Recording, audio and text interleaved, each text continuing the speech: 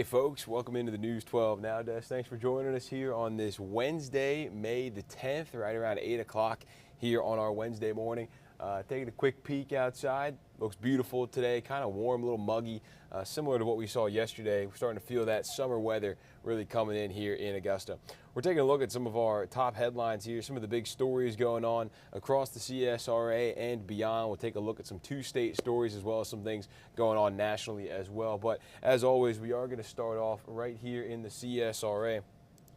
A judge granted bond for a former teacher's aide accused of licking a child's foot and molesting 4 students. He is now out of jail. Corey Rollins is accused of molesting several kids while working at Glen Hills Elementary School. He recently resigned after being arrested and charged for licking a kid's foot at Urban Air Adventure Park.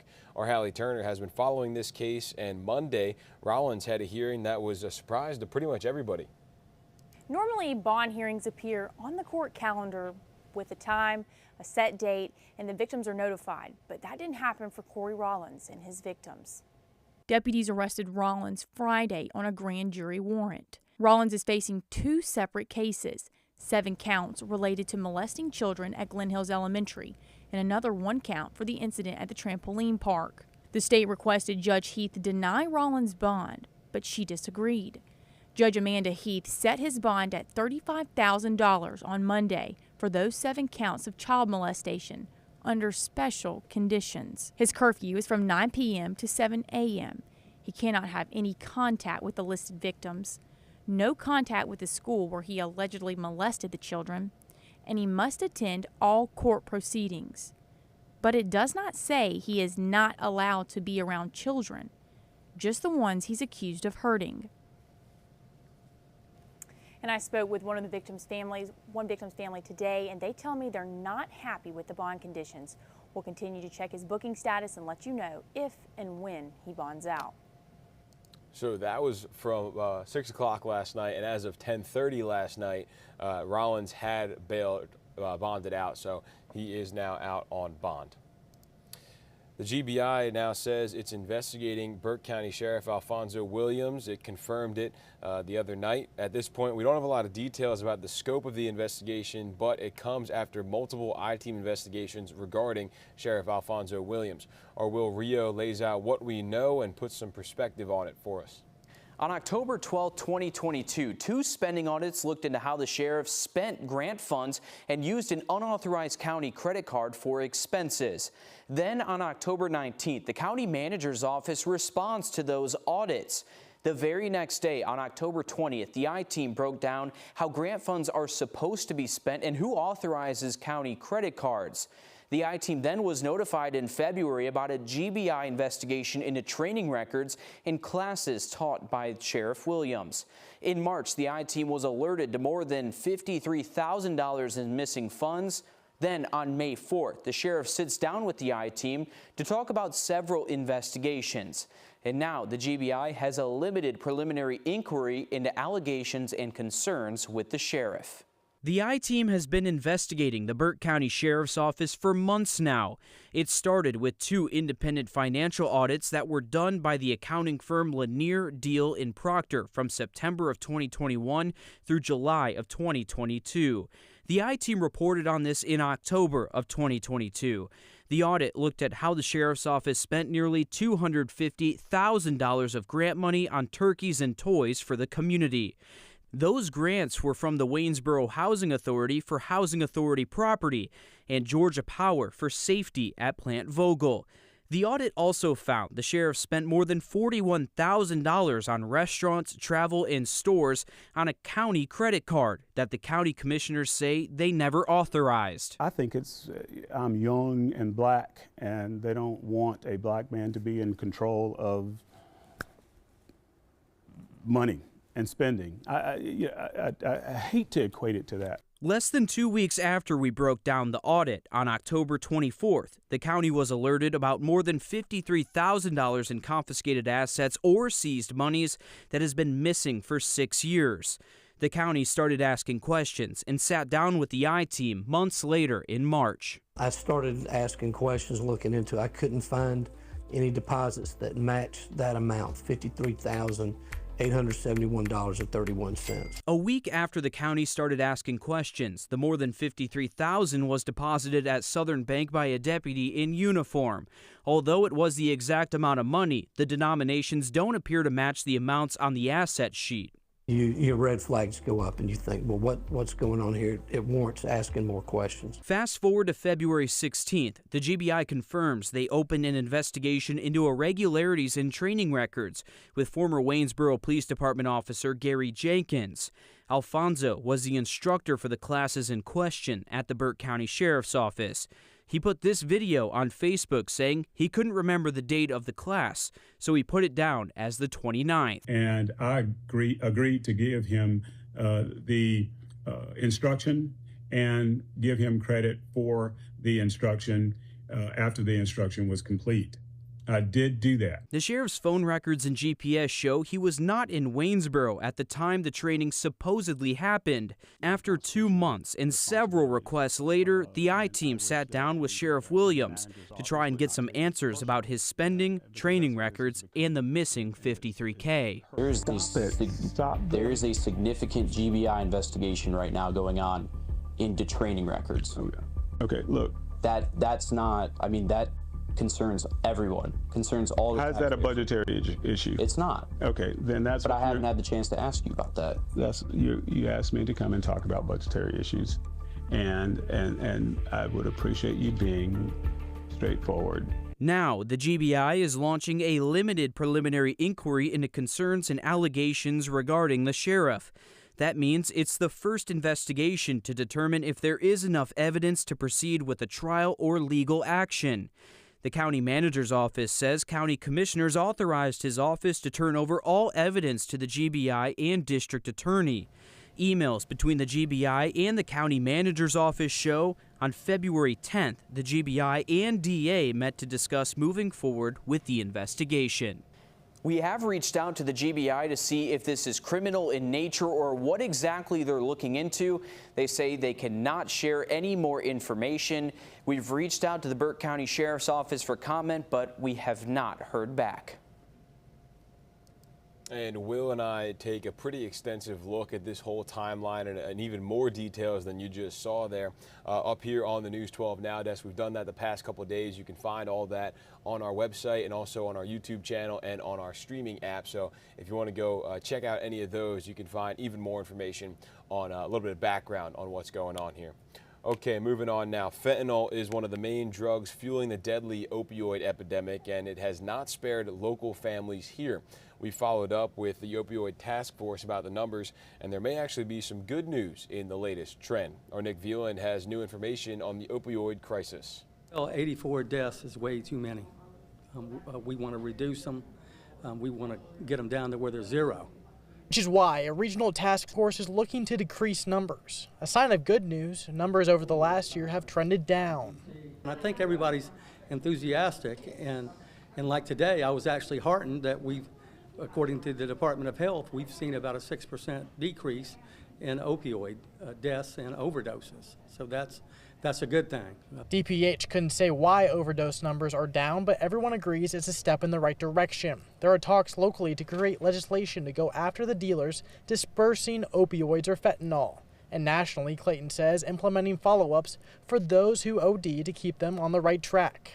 We've got to do follow-ups to get to these people that overdose, because frequently the people that die from overdose, they've had 5, 10, or 15 overdoses before they died. And so we got to get in there early and try to intervene and keep them from killing themselves.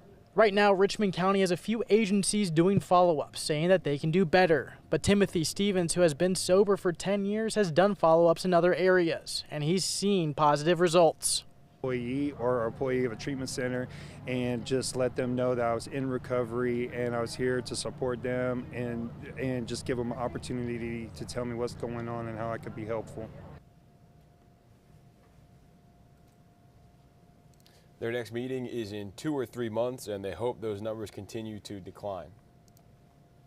The Aiken Municipal Development Commission, which came up with Project Pascalis, has been scrapped and dissolved. Several community members came forward with ethical concerns and a lawsuit claiming Project Pascal has violated multiple city ordinances and state acts. Now all properties handled by the Municipal Commission will be under the city's control. The Aiken County coroner releasing the name of a man who was found dead in an abandoned warehouse. 60-year-old Alvin Patrick Jr. was found the other day at a building on Williamsburg Street near Richland Avenue. He was found by a friend. The coroner says foul play is not suspected, but an autopsy will be conducted. It's been empty for months because of a mold problem, and the future of the Augusta Boathouse is now up in the air. There was some back and forth between Parks and Rec and rowing club members during commission yesterday. Club members say they have not met with city leaders to talk about a temporary home for their boats, but Parks and Rec says that is not the case. Our city government reporter Craig Allison brings us up to speed. We've been kicking the can down the road a month at a time. Oh, we'll get back to you. Oh, we'll look at helping you out. Oh, we'll do this. And nothing's happened, and nothing's happened, and nothing's happened. Ever since commissioners set out to look at demolishing the boathouse, their priority has been to support the rowing club. Without a space, their annual regatta, which city leaders say brings in an economic impact of $1 million, would disappear with the club. But there's been some miscommunication. We've had several meetings with the rowing club, various members. We've had meetings to include the Augusta Sports Council and my department. But the official Augusta Rowing Club representatives were not invited. I am trying to understand this because I've heard 3 different stories up here. So I'm just trying to understand. The options moving forward are to now find the rowing club a suitable space. They need at least 12,000 square feet, which they say could cost a few $100,000. A problem the rowing club says the city created. The mold has continued to spread. We did have the building tested for asbestos as well, so that came back negative. Hopefully next week, the parties can come together to give commissioners more answers. Hopefully this will force some people to get some actual numbers on paper. In Augusta, Craig Allison, on your side. The rowing club, Parks and Rec, and the interim city administrator will be back next week with options for a new space. Central Services says demolition could cost $200,000 to $400,000, with an entirely new building costing about $3 million. Those funds wouldn't be available until SPLOST 9, but none of this can happen until the rowing club gets a new space. Also during commission, city leaders are moving forward with a plan to help homeless vets. The plan includes redeveloping 2 historic buildings at the Charlie Norwood VA into 76 new affordable housing units for veterans. Next week, commission will vote on that plan. Also, commissioners took first steps to decide how to spend $30 million for SPLOST 8 projects. The Finance Committee laid out how to spend 26 of that $30 million yesterday. That includes $11 million to the Richmond County Correctional Institution, $6 million to Dias Park, and $5 million to Fleming Park. Also $4 million to the Newman Tennis Center. They'll get into specifics on how that money is spent at each place next week.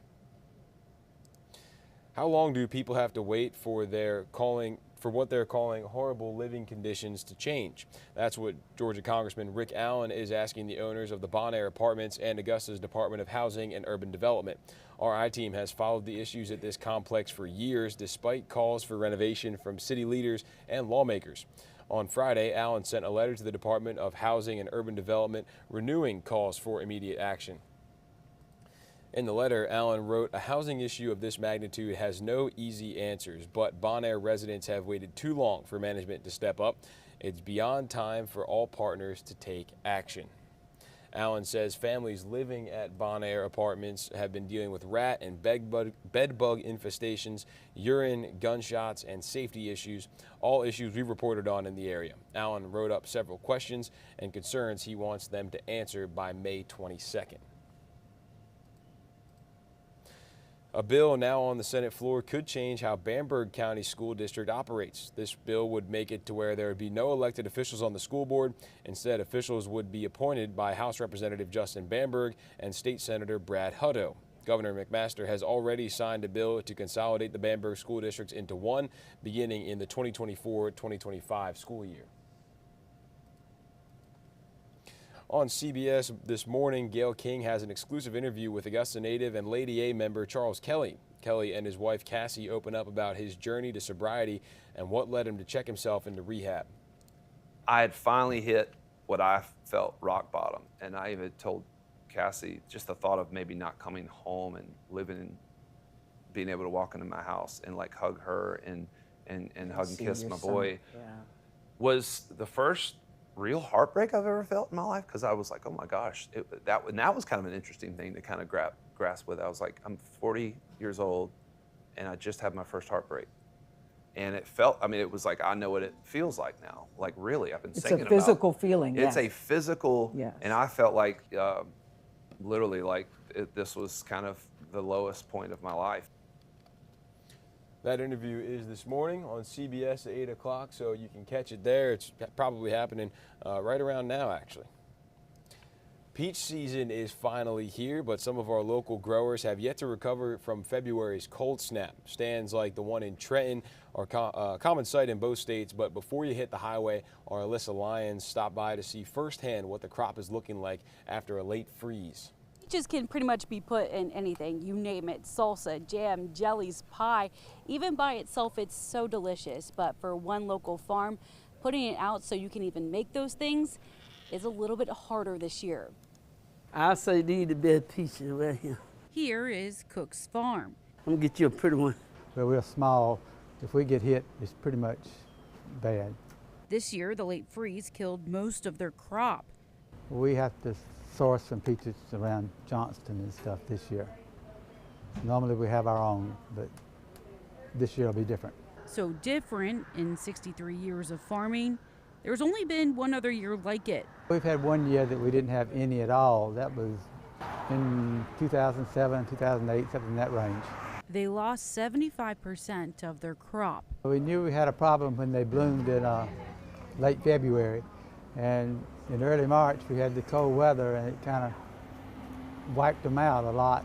We've got some peaches, but other places we don't.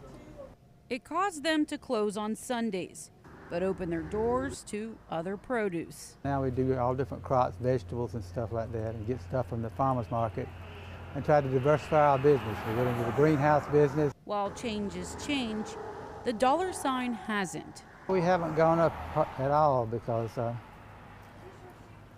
you can overprice anything. In Trenton, Alyssa Lyons on your side. One of the reasons why the farm was hit particularly hard was because they have 75 acres of land. You heard him say they're kind of a smaller farm. In comparison, some have as many as 1,000 acres of land. Women nurturing the creativity of one another. That's one of the goals of a new exhibit starting at the Sacred Heart Cultural Center. It started yesterday. The display, as you can see here, weaves solitary studio work with artwork from group painting sessions.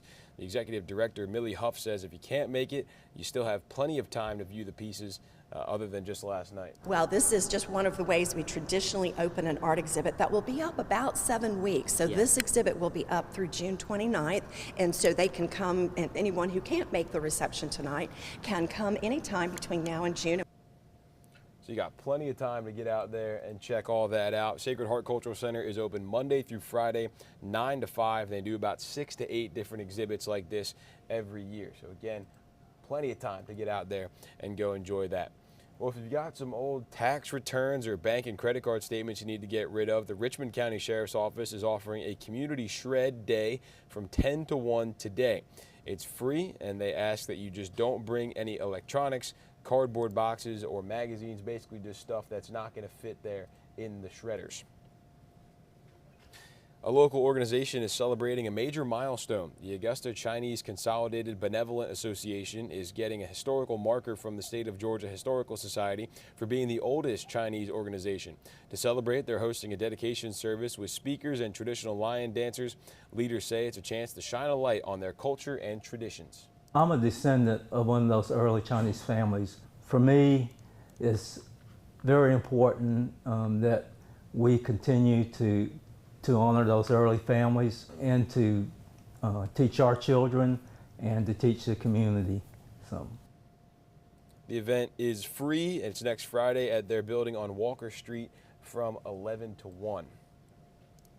So a bit of an update here to a story that we first told you about earlier in the week. The 15-year-old Emmanuel County girl who drowned at Palm Beach Island there in Emmanuel County. We've just gotten her name.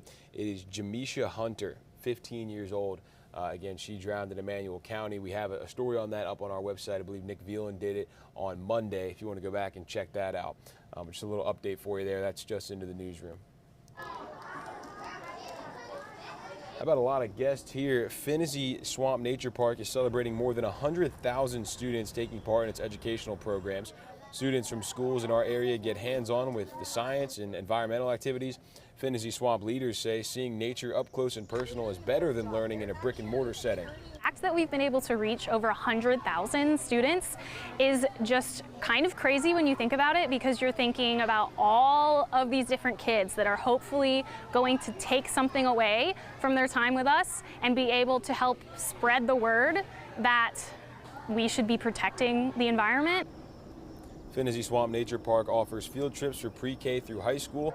It also hosts summer camp, toddler, and homeschool programs. So plenty of stuff going on over there at the park.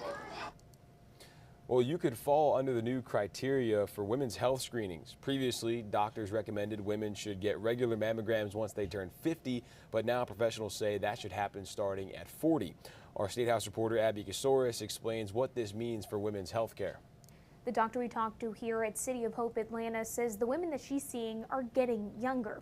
That's because their primary care physicians won't require them to get regular breast exams. Now, you might not feel any symptoms right away, but that's when breast cancer is easiest to treat. I was 34, the perfect picture of health, and I had a 5-centimeter mass, and I had to advocate to get a mammogram that young. A gut feeling told Sonia Ray she should refuse to leave her primary care physician's office unless they recommended a mammogram. Sure enough, it showed stage 3 cancer. She's one of almost 300,000 women diagnosed with cancer in the U.S. every year. That mammogram was the key to survival. That saying that ignorance is bliss, that really doesn't work. Her doctor, Anita Johnson, is seeing patients like Ray diagnosed with breast cancer earlier in life than ever before. That they often present at a later stage because most of their primary care physicians, they don't think like a really young woman is going to get breast cancer, but it does happen. She would like to see race-specific mammography criteria based not just on age, but on risk factors. The National Institute of Health found the average age of a white woman diagnosed with breast cancer is 62, but for black women, it's even lower at 58. And actually, this is a good example. Then likely we would recommend her having breast MRI just to make sure we're not missing anything. A new report from the U.S. Preventative Service Task Force found that a 40-year-old woman with an average risk for breast cancer, no matter her race, saw at least a 25% reduction in mortality when getting any sort of breast cancer screening. For black women, the reduced mortality jumped to at least 30%. Screenings save lives. We're hoping to back that age up even further, hopefully within this year. Lowering the minimum age to 40 is still under review by the task force and will go for a vote next month. Dr. Johnson says within the medical community, there are researchers performing risk assessments on women 25 and older to see if the age should be changed even further. In Noonan, I'm Abby Casoris. Okay, thanks for that, Abby. Georgia is getting ready for an expected increase of migrants entering the U.S. along the southern border who may then move to communities across the country. The Title 42 temporary federal restrictions on immigration will be lifted tomorrow, May 11th. But as John Shirek reports, that doesn't mean everyone who enters the U.S. starting Thursday will be able to stay in the U.S.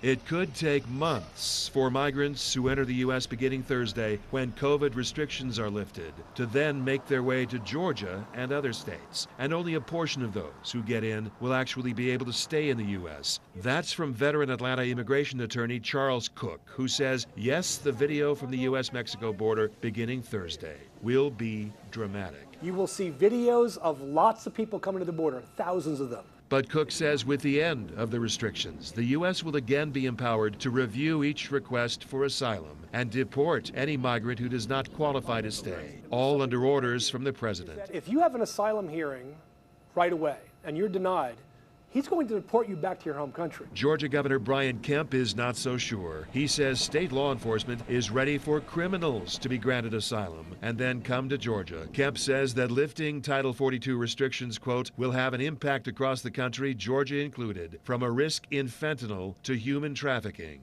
And Georgia Attorney General Chris Carr has gone to court to try to stop the president from lifting the immigration restrictions. But Cook says the proportion of criminals who manage to get through would be no greater than it is in the U.S. population as a whole. The vast majority, he says, will seek work permits, and that could take 6 months. But he says the sooner they can get to Georgia and go to work, the better. We have a massive employment crisis in Georgia, and that we don't have enough bodies to do all the jobs that we're creating. So it's not necessarily a bad thing, but at the same time, Congress needs to step in and fix this issue. Cook expects that once the U.S. does begin denying asylum again and deporting migrants, then the initial influx of asylum seekers may decrease rapidly within a few weeks. Something we will have to keep an eye on there.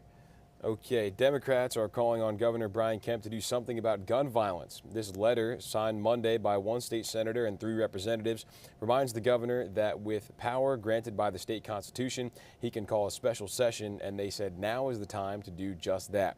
They consider the gun violence in the state as a, quote, public safety crisis.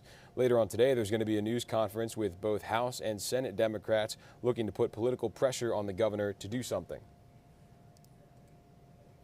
Vice President Kamala Harris is set to visit the Peach State later this week. Harris will attend a DNC finance event on Friday and appear at the Democratic Party of Georgia's spring soiree. The vice president's last visit was back in April, where she announced a major commitment between 2 energy companies that'll help develop more than 2 million solar panels. Let's head across the border now to South Carolina. Republicans at the South Carolina State House are working against the clock to enact tighter abortion restrictions. For the first time in months yesterday, it seems like a stalemate between the House and the Senate could be disappearing. Our South Carolina State House reporter Mary Green has the details. Earlier this year, the House of Representatives passed an abortion ban from conception, and the Senate passed a 6-week ban. Last month, the ban from conception failed in the Senate, where it lacked enough support to pass it. On Tuesday, a House subcommittee took up the 6-week ban for the first time this year. Abortion care is health care. Abortion is not health care. The bill would ban most abortions in South Carolina after about 6 weeks. Before opponents argue, many women even know they're pregnant. It would allow limited exceptions to save the mother's life for sexual assault victims, and when the fetus has a fatal anomaly that would prevent it from surviving outside the womb. This basis is nearly identical to the former 6-week ban the state Supreme Court struck down in January, ruling it violates the state constitutional right to privacy. A Charleston woman who testified Tuesday spoke about her experience seeking an abortion out of state last summer, when the old 6-week ban was still in effect. The Republican Party that I used to align with wanted less government, but these bills are total control.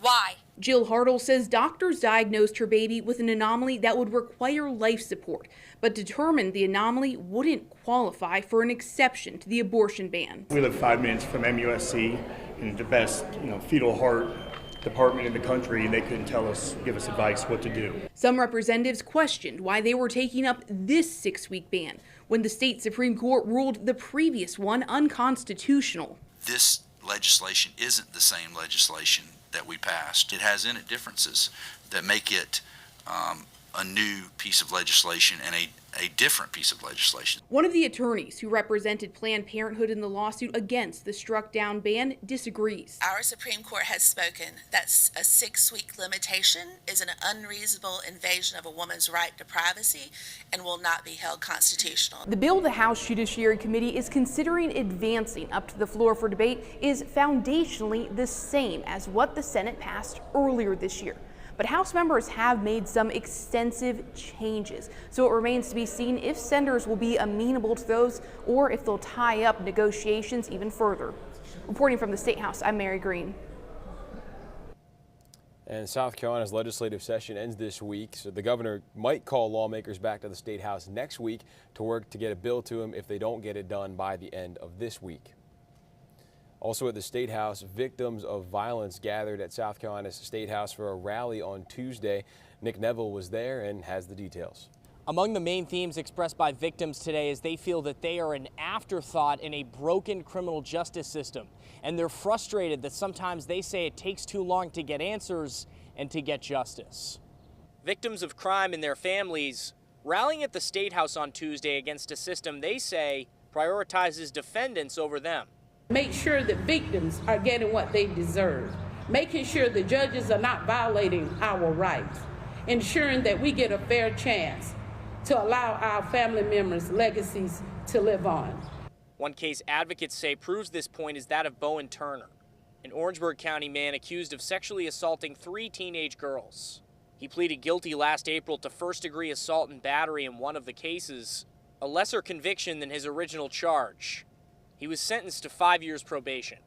I want all our representatives and senators to know we are fighters and no longer will accept things as they are. Friends and family of Ebony Myers-Claire calling for change. She was shot and killed by her husband at their North Charleston home in 2019. He later pleaded guilty to a reduced charge of voluntary manslaughter. He would be able just to, change attorneys, push things back, switch pleas. It seemed like he was taking the justice system in his hands. So he was taking advantage of it. And the victims really had to suffer through that because they had to continue to go year after year, feeling that pain, feeling that turmoil. Also speaking out Tuesday, Sandy Smith. She's the mother of Stephen Smith, a teenager killed on a rural Hampton County road in July 2015. Sandy's still looking for answers in her son's homicide nearly 8 years later. I asked her why this push is bigger than just her son. I have a voice, and my voice is to help people that's in my situation. And you just have to keep fighting. No matter what people tell you, you don't listen, you just keep on. They might put a gag order on you or whatever, but it'll be okay. You'll get over it and move on, and you just keep talking and keep fighting. The legal director of the South Carolina Victim Assistance Network said before any legislative change happens, the first priority for them is ensuring that all the laws that are currently on the books are enforced fairly. But she did say a system that tracks when perpetrators of violent crimes accept pleas for lesser charges is something that she'd like to see the state adopt. Reporting in Columbia, Nick Nebel, WIS News 10.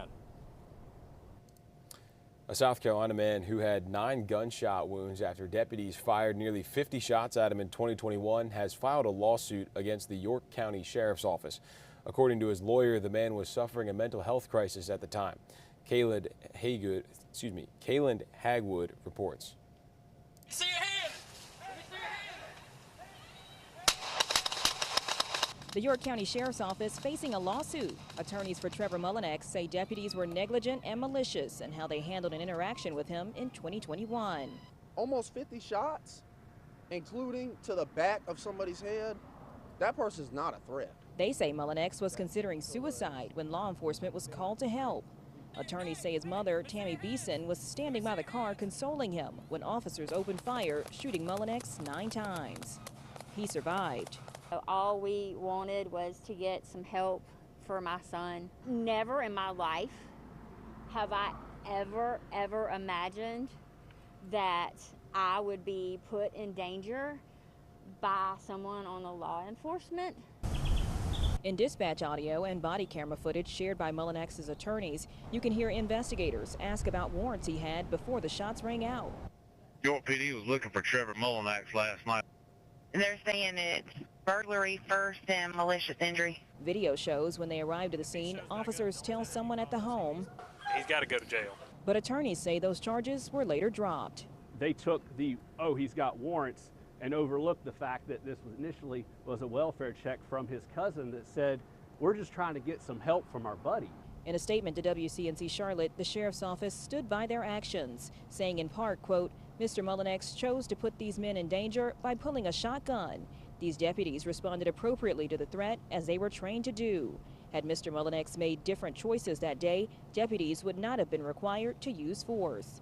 But attorneys say Mullinex planned to use the gun on himself and only wanted support, with Mullinex adding he hopes the suit helps others facing emotional challenges. If it helps even one single person in this world to not have to go through what me and my family have, I'm okay with it. So we'll have to see what comes out of that. Definitely going to keep an eye on that one for sure. An inmate charged in the brutal killing of a woman 30 years ago with her baby in the next room is now dead. 53-year-old Robert Waters died over the weekend at the Beaufort County Detention Center, days after being named the suspect in this decades-long cold case. Flynn Snyder has the details surrounding his death.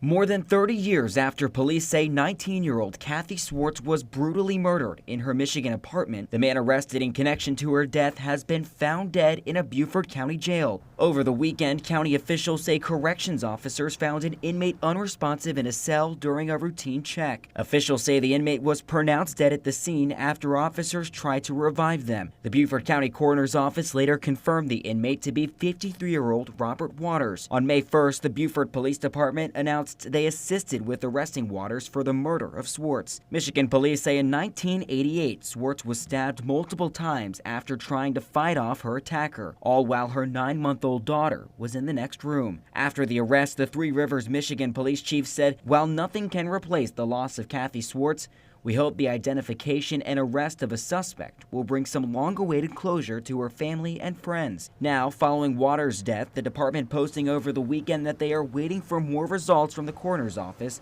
before talking further about the case. In Beaufort, Assistant County Administrator of Public Safety John Robinson said in a statement, "The Beaufort County Detention Center takes the well-being of its inmates seriously. We are deeply saddened by this tragic event and have worked closely with SLED to determine the cause of the incident." Beaufort County officials say they're providing grief counseling to the staff involved in that incident. SLED is leading the investigation. A North Carolina man is out of the hospital after the crash that killed his wife just hours after their wedding. His mother says he's back home recovering and now has the arduous task of planning a funeral for his wife. Last month, the newlyweds were involved in a crash in Folly Beach, killing Samantha Hutchinson and seriously injuring Eric Hutchinson. Eric's mother says he has 2 broken legs, broken bones in his face, and a broken vertebrae. How about something a little bit lighter, a little bit easier to digest? I think that sounds good. It's almost time for trips to the beach and enjoying the coasts of Georgia and South Carolina. Michaela Romero shows us there are some things to keep in mind to make sure you and the wildlife have the best possible summer. The weather is warming up, and that means many of us will be ditching the land for the sea, and Georgia wildlife officials are encouraging everyone, especially those who own a boat, to be on the lookout for both sea turtles and manatees. So yeah, this time of year is when we start to see increases in the numbers of both sea turtles and manatees. As the water warms up, animals, both species migrate, into the coastal waters of Georgia. It's important to know, though, that both manatees and sea turtles are in all of our waters, not just in the ocean. They can be found in the estuaries, in rivers, in tidal creeks, so they're not just limited to the ocean waters. It's between 80 and 90% of all manatees have some scars from interactions with vessels.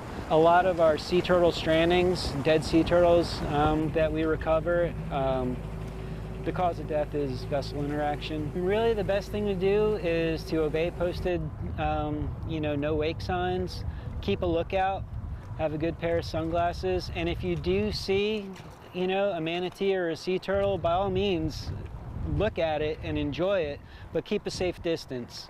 We'd recommend something on the order of like 50 feet, so that's roughly like 5 manatee lengths. You can keep your distance. That'll keep everybody safe and happy.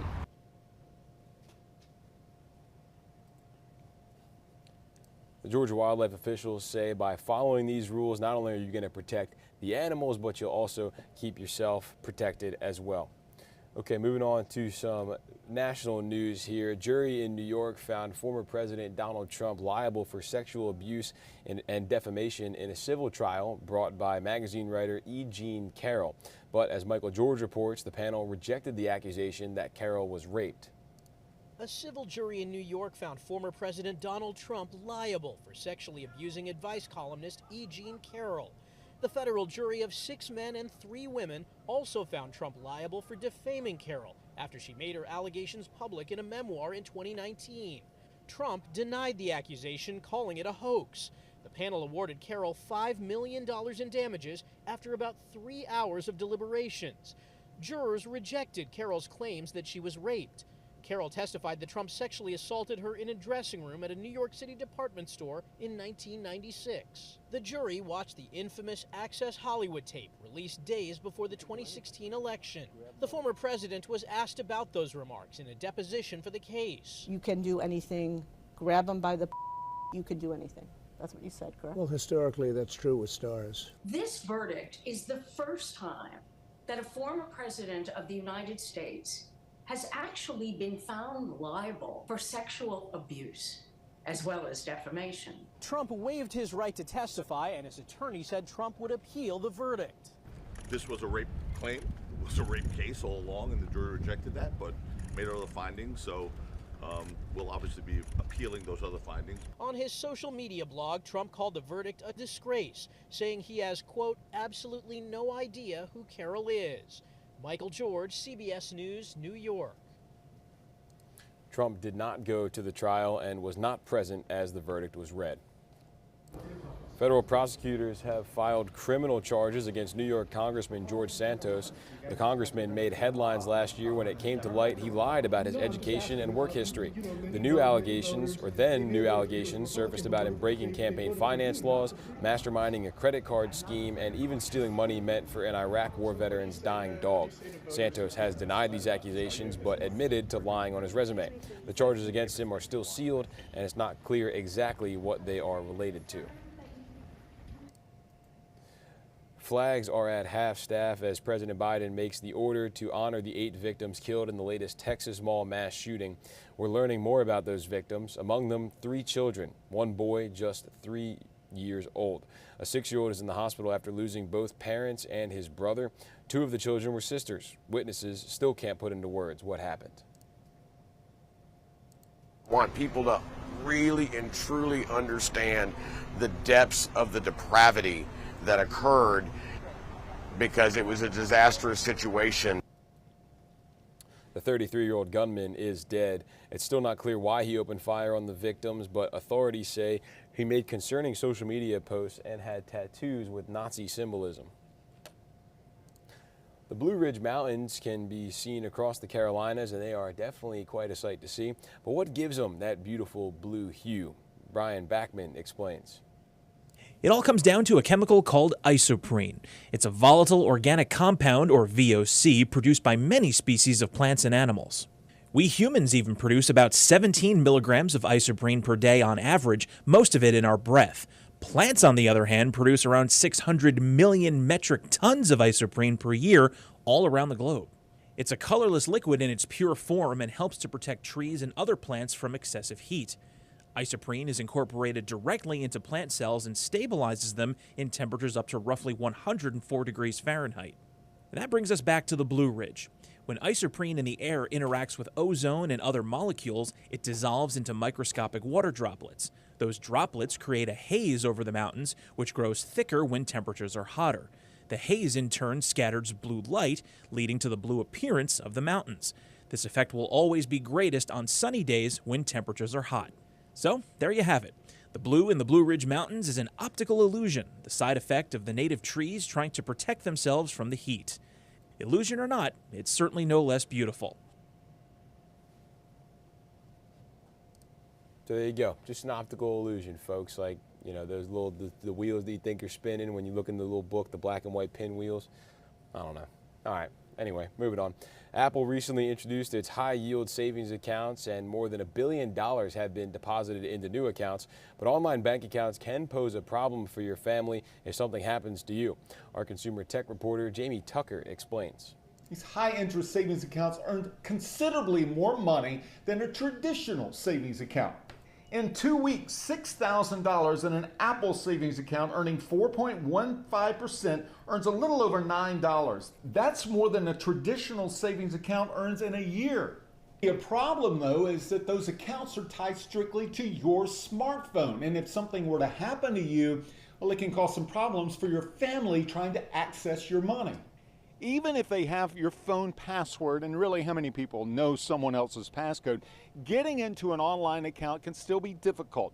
Apple's savings accounts are through Goldman Sachs, and the money is FDIC insured up to $250,000, so it's safe in the bank. But here's what many people miss: that setting up beneficiaries to allow family members to access the account if something happens to you. There's information you need to keep somewhere other than your phone. On an Apple savings account, tap the 3 dots at the top of the screen and choose Account Details. On the account screen, write down the routing and account numbers and account information, and then store that somewhere safe. Under Account Information, set up beneficiaries. You will need their social security numbers and date of birth, and to manage your beneficiaries, you will be asked to contact Morgan Sachs over the phone. This will allow them to retrieve money you've set aside in your savings account. A lot of people may miss this, so if you open an Apple savings account or another online savings account, don't skip this step. Your family will thank you. That's What the Tech. I'm Jamie Tucker. According to Forbes, Apple customers opened more than 250,000 savings accounts in the first 4 days it was available, so quickly becoming a popular thing there. The Georgia Bulldogs are not going to be heading to the White House to celebrate their national championship, and a local baseball team is honoring a former player. Dan Booth has your sports. Taking a trip to the White House and celebrating a championship with the President of the United States is one of the most unique sports traditions there is. But for the second year in a row, the Georgia Bulldogs will not be celebrating their national title in D.C. A statement from the Georgia Athletic Association says the University of Georgia first received on May 3rd an invitation for the Bulldog football team to visit the White House on June 12th. Unfortunately, the date suggested is not feasible given the student-athlete calendar and the time of year. However, we are appreciative of the invitation and look forward to other opportunities for Georgia teams moving forward, end quote. A college football team has not visited the White House since the 2019 LSU Tigers. After scoring a combined 33 runs and only allowing 1 run in the last 3 playoff games, the Strom-Thurmond baseball team has dominated their way to winning the district championship. While the Rebels' stats are extremely impressive, what makes this run special is what's motivating this team. The players are wearing wristbands, have custom helmet decals, and there are multiple banners around the baseball field in honor of Ryan White, a close friend, classmate, and teammate of many of these ball players who passed away in a car accident a couple of years ago. Everybody thinks about it 24/7. You know, we honor him. We don't need the banners. We don't need the wristbands and stuff. That's just an add-on because we know in our hearts he's still with us. You have to enjoy everything you do, baseball, life, just something simple like taking out the trash. And this is something you can really enjoy. So you just have to, everything's like your last. You just have to really have fun with it and just value the time you're here with everybody. Ryan White was 16 years old when he passed and would have been a senior on this year's team. On Thursday, Strom-Thurmond will face Gray Collegiate with a chance to move on to the Upper State semifinals. That's it for sports. Have a great day, everybody. Okay, thanks for that, Dan. Tiger Woods' ex-girlfriend Erica Herman is continuing her fight to get out of a non-disclosure she allegedly signed while dating Woods back in 2017. Herman is suing to have the non-disclosure invalidated, saying the agreement tied her employment status to Woods to her sexual relationship with him, which constitutes harassment. According to the NDA, Herman would be forced to resolve any disputes with Woods in private arbitration rather than open court. Her attorney told the judge they couldn't authenticate the agreement because Herman doesn't remember signing it. Woods' attorney said the issue of the authenticity is to avoid arbitration. The judge said she'd issue a ruling whether to grant an evidentiary hearing or send the parties back to an arbitrator. Aiken has a big celebration coming up this weekend, Train Day. The city is tied to the history of trains, and it even dates back to their founder, William Aiken. They're restoring an old Pullman car for this celebration. Our Will Volk stopped by to get a sneak peek at what to expect. Everybody says Aiken is here because of the horses, but the trains actually brought the horses here first. Aiken owes its existence to these tracks. If it was not for the railroad, Aiken would not exist. We are here exclusively because of the railroad. Samuel Ellis works at Aiken's Visitors Center and Train Museum, which is modeled after an old train depot. Aiken's founder, William Aiken, was president of the South Carolina Canal and Railroad Company. Aiken is actually the epicenter for a lot of the railroading that made the building of the nation possible. Ellis says that's why the center is dedicated to preserving railroad history. They have 2 real Pullman cars that are both more than a century old. When these came here, these were rust buckets. Through years of work, they restored the first one, and Ellis gave us a sneak peek.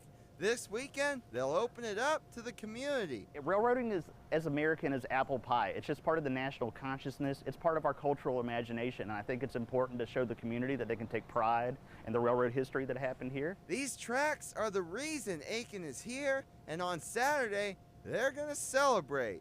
In Aiken, we'll vote on your side. Pretty cool stuff there. Get a little history lesson. The celebration starts Saturday at 10 o'clock at the Aiken Visitor Center and Train Museum. It is free. And they also have live music, train displays, train rides, and more. So if you want to swing on over to that, that is again at the Aiken Train Museum out there. That's my cue. That is it. We are wrapped up anyway, but you can find out about these stories and much more on our website, WRDW.com. If you're watching this on the website, be sure to download our WRDW streaming app. You can do that on your Roku, your Fire Stick, your Apple TV, whatever your favorite streaming device is. Just search WRDW on there, and it is free to download. That'll give you all of our content, I-Team investigations, first alert forecasts, and much, much more. Also, be sure to subscribe to our new YouTube channel. I'll show you how to do that real quick.